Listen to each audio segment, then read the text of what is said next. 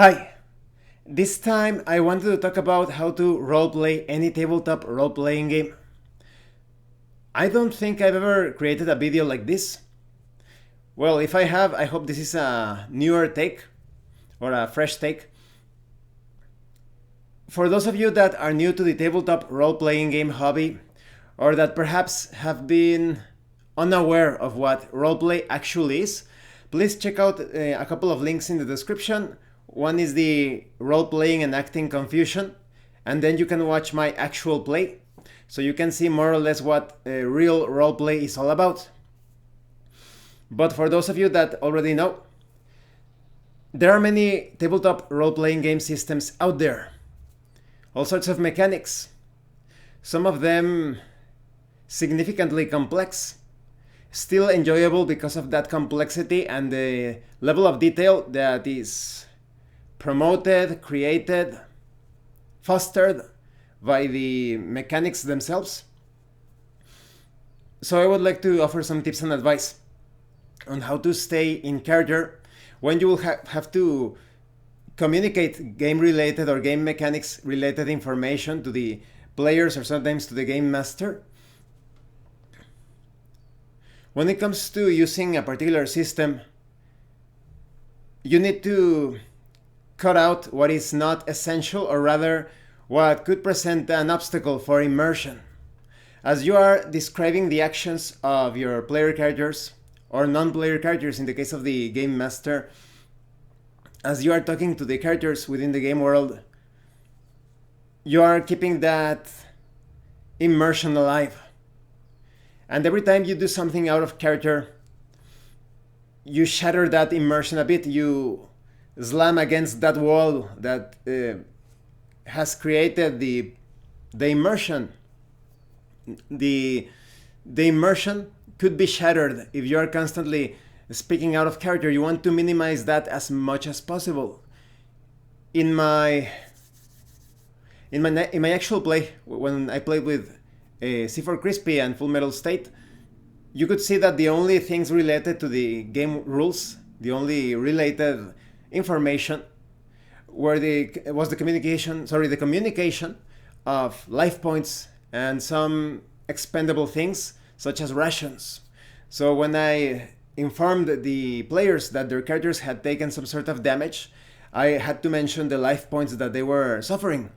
But because we were all describing the situation so vividly, and we were never talking directly to the players, it felt more like a side effect, you could say, like a derivative of the roleplay.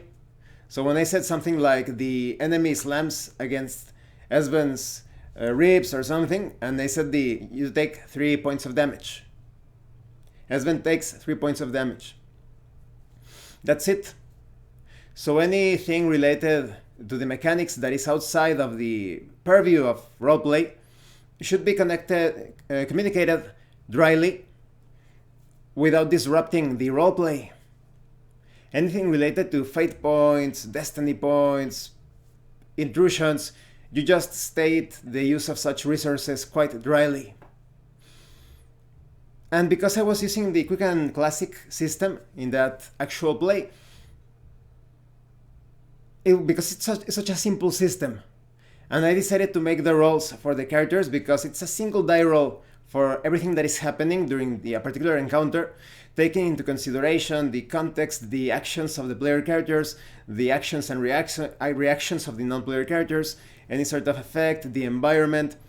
All of that influences a single roll. So it's very easy for the game master to be making those rolls, and like I said, that way the players don't always have to think, oh, who's going to make the roll? Do you want to make the roll this time? No, I'm going to make the roll. Or the game master arbitrarily pointing out which player needs to make the roll for the entire group or the entire combat encounter or that round of combat. It depends. It's much better, in my opinion, when it comes to Quick and Classic and similar systems, for the game master to make the rolls. Just like in other systems, as I have explained, in Cypher system, in Symbaroum, where the players are making their roles, in this case the game master is making the roles, and now the players are focused on describing their characters' actions and bookkeeping, keeping track of the life points, the rations, the arrows, bullets, etc. But what if the system that you are using has a sort of initiative system or subsystem? It's also quite doable. Imagine if I had been running that adventure with Dungeons and Dragons. I would have said roll initiative. The characters roll their initiative, and when it comes to a physical environment, that's how I do it with my group. I don't need to tell their names. That is, let's say that you have Juan over here and Jose over here, and I just point when it's the turn of Jose, of his character. I just point at Jose. I point at Juan. That's it. They take their actions. That's it. But in an online environment, I think it's necessary to call out the character's name. If, like I said, imagine I had been running that adventure in my actual play with Dungeons and Dragons, I would have had to say something like Esben, Killian, when they get their turn to act. And there are even more complex subsystems, such as in Hackmaster, a second-by-second system. When the players are familiar with the second-by-second system, sometimes things flow quite smoothly. You just need to indicate the seconds, like... So when it's 1 second or second 1, then the players move their miniatures. They describe their actions if needed, because maybe the combat has just started. And the player could say something like, with a battle cry, I start running towards that enemy, the orc, the whatever. So 1 second, the player moves his miniature. Second 2, the player keeps moving the miniature. Eventually, because he is running or charging, it won't take too long to reach that enemy. But in the meantime, other characters could describe their actions as well, according to the second-by-second order. So yes, it's all about keeping that immersion. In the case of, like I said, mechanics such as initiative, keep it brief. Roll initiative. They all make their rolls, their initiative. And then as a game master, you're going to keep track of things. And you could say, like, in the physical environment, I would recommend that you point at the player. You don't disrupt the roleplay, the immersion like that. But in an online game, definitely will have to Esben, Killian. It's all about, like I said, just like I mentioned this in another video where I talk about the Sims, covering the Sims.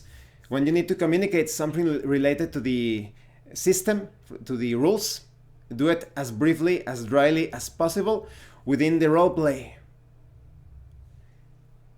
The assassin sticks his knife deep within your shoulder. You take 3 points of damage. The ogre almost bashes you in the head. It grazes you. You take 2 points of damage. That's it. No greater fuss, no. What? No, you don't need to speak directly to the game master. How many points of damage is my character taking? No, the game master is going to communicate it dryly. No need for mother may I situations. Can my character, always keeping things within roleplay. So those are just my thoughts. I hope they were useful, if not entertaining. Maybe a newcomer watched this video without watching the video where I talk about the role-playing, acting confusion, and my actual play. Please check out those videos. It's going to make a lot more sense. Thank you for watching this video. As always, thank you for your likes and your comments. If you have any questions or comments, please let me know. And thank you so much to those of you that are going the extra mile to support the channel. If anyone else wishes to further support the channel, the information on how to do that will be in the description below. And remember, it is better to roleplay and fail in character than not to roleplay and fail as a player. Once again, thank you, and see you later.